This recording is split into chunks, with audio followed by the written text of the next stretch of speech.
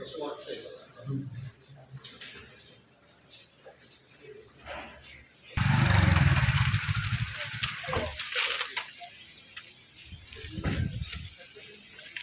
झाली म्हणजे काहीतरी मिळतील, ज्यांना आजपर्यंत शासनाची कुठल्या यंत्रणाकडून काय मिळालं नाही असं लोकांना आयडेंटिफाय बट गरजू लाभार्थी.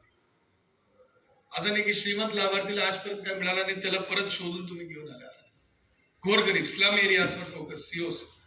ठीक आहे, उद्या आणि SIR चे टेबल तिथे पण लावता येतो पण बाहेर लाव. ठीक आहे, आपले राष्ट्रीय सहाय्य योजनाचे असेल, राशनच्या असेल, म्हणजे कुठल्याही यंत्रणा राबवत असेल, ही एक सिंगल पॉइंट आहे आणि विशेषतः गरजू लाभार्थी. उसमें VJNT समाज, दिव्यांग व्यक्ती, ज्येष्ठ नागरिक, आपले SC समाज, ST समाज, तुमचे जो ये वाले लोग आहेत, तुमचे ये आहे दिव्यांग लाभार्थी झाला आपला, म्हणजे अतिदुर्गम भागचे लोक आहेत, म्हणजे तालुका हेडक्वार्टर पासून लांब असलेले लोक आहेत, असे लोकांना शोधून ज्या ठिकाणी रस्ते अनकनेक्टेड विलेजेस आहेत त्या ठिकाणच्या लोकांना 5,000 किमान 5,000 गरजू लाभार्थीला आयडेंटिफाय करून बोलतो. अनुषंगाने मी आज चांदवड मतदारसंघचे सगळे अधिकारी जे आहेत त्यांची आढावा घेण्यासाठी या ठिकाणी होतो. चांदवड मतदारसंघमध्ये काम चांगल्या प्रकारे चालू आहे. आपल्याला माहिती आहे की फॉर्मचा जो डिस्ट्रीब्युशन आहे ते ऑलमोस्ट 95% पुढे वाटप झालेलं आहे. 5% फॉर्म शिल्लक आहे. त्याच्यामध्ये कदाचित ते मय्यत स्थलांतरित व्यक्ती असेल त्यांचे जो फॉर्म आतापर्यंत देण्यात आलेले आहे. फॉर्म भरून 50% पेक्षा जास्त फॉर्म भरून डिजिटायझेशन पण करण्यात आलेलं आहे. याच्यामध्ये 2-3 गोष्टीचा मी आवर्जून उल्लेख केला की सगळे जो BLA जो राजकीय पक्षाने अपॉइंट केलेला असेल आणि कुठल्या राजकीय पक्षांच्या आतापर्यंत अपॉइंटेड नसेल तर त्या सर्व लोकांनी ताबडतोब अपॉइंटमेंट करून घ्यावं. या नंबर 1 विषय आहे. आणि त्याच्यामध्ये BLAंचे देखरेखमध्येही सगळं काम करावं जेणेकरून भविष्यामध्ये होणारे तक्रार ते आपल्याला टाळता येईल आणि एक पारदर्शकता आपल्याला पूर्णतः मेंटेन करता येईल. याच्यामध्ये एक हा विषय सांगितला. दुसरा आहे की पुढच्या 4 दिवसमध्ये आपण SIRचं काम देवळा आणि चांदवडमध्ये आपल्याला संपवता येतो. त्याच्यामध्ये जवळपास यदि प्रत्येक BLOनी डेलीचे अगर 150 से 200 फॉर्म पण अगर अपलोड करून घेतला फॉर्म जमा करून तर ते काम होतील. मी जनतेला रिक्वेस्ट करतो, मतदारांना रिक्वेस्ट करतो की आपण हे सगळे फॉर्म्स जो आहे ते ताबडतोब आपण जमा करावा जेणेकरून हा प्रश्न जो आहे ते राहणारच नाही आणि लवकरात लवकर सगळे जो काम आहे ते लवकरात लवकर मार्गी लागेल. मला एवढा फक्त याच्या अनुषंगाने प्रत्येक अधिकाऱ्यांचा आढावा घेण्यात आला, त्यांची अडचण काय ते समजून घेण्यात आलं. कुठल्याही अधिकारीला कुठल्या अडचण नाही. सगळे BLO असिस्टंट्स या मतदारसंघामध्ये सहकार्य करून राहिले. मुली अचूकपणे आणि वेळेवर हे काम पूर्ण होतील याचा आपण प्रयत्न करू.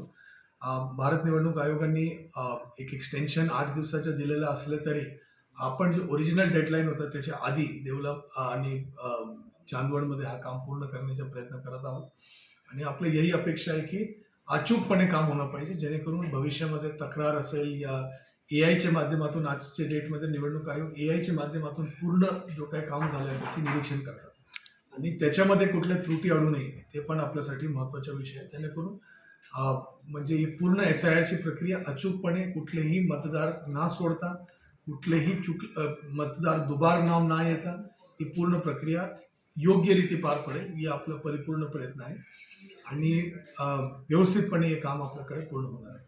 दुसरी गोष्ट आहे की शाळाबाहेर विद्यार्थी असेल या बाल कामगारांचा विषय असेल त्याची पण सर्वेक्षण करायला मी सूचना दिलेली आहे जेणेकरून हे सगळे काम एकत्रपणे पूर्ण होऊ शकतो. गावात जाताना जो शिक्षक आहे BLO आहे त्याला अगर कुठलेही शाळाबाहेर विद्यार्थी लक्षात आला या कुठलेही बाल कामगार लक्षात आले तर त्याची माहिती प्रांत अधिकारीपर्यंत पोहोचवणार आहे जेणेकरून ते संबंधित विभाग त्याच्यावर योग्य म्हणजे नियोजन करता येतो.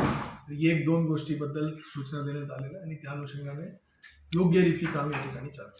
आजच्या ज्या बैठकीमध्ये एकंदरीत कोणत्या विषयावर जास्त जोर देण्यात आला आहे?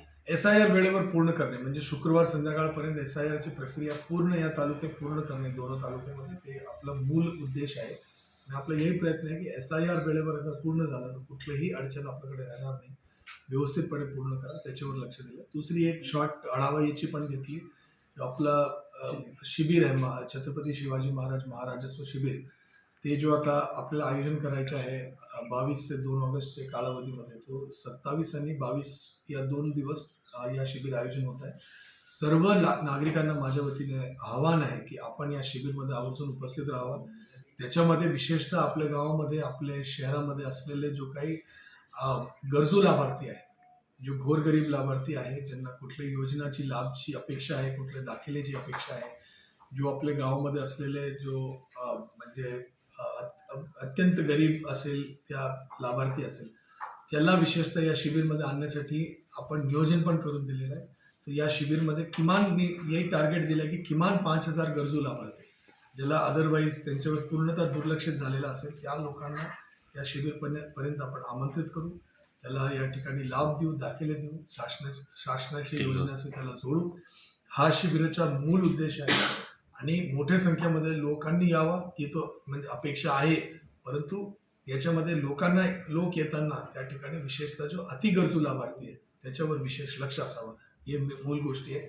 कुठली योजना, कुठले दाखले, याची मी एक परिपूर्ण यादी प्रांत अधिकारी तहसीलदारकडे पाठवलेला आहे आणि हा यादीचा विचार करून या सगळे योजना, जो सगळे शासकीय विभागाच्या योजना आहेत, त्यांनी या ठिकाणी आपण उपलब्ध करून द्यावं. भरपूर योजना आजच्या डेटमध्ये ऑनलाईन आहे.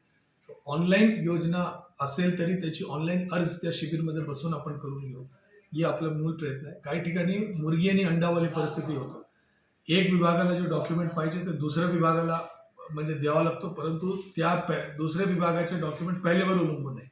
तर एकमेकांमध्ये कोऑर्डिनेशन पण जमवण्यासाठी यासारख्या शिबिरचा फार मोठा उपयोग झालेला आहे आणि आपला हेही प्रयत्न आहे की गरजू लाभार्थीपर्यंत सगळ्या योजना आणि दाखलेचा लाभ पोहोचवण्याचा. थँक्यू. थँक्यू.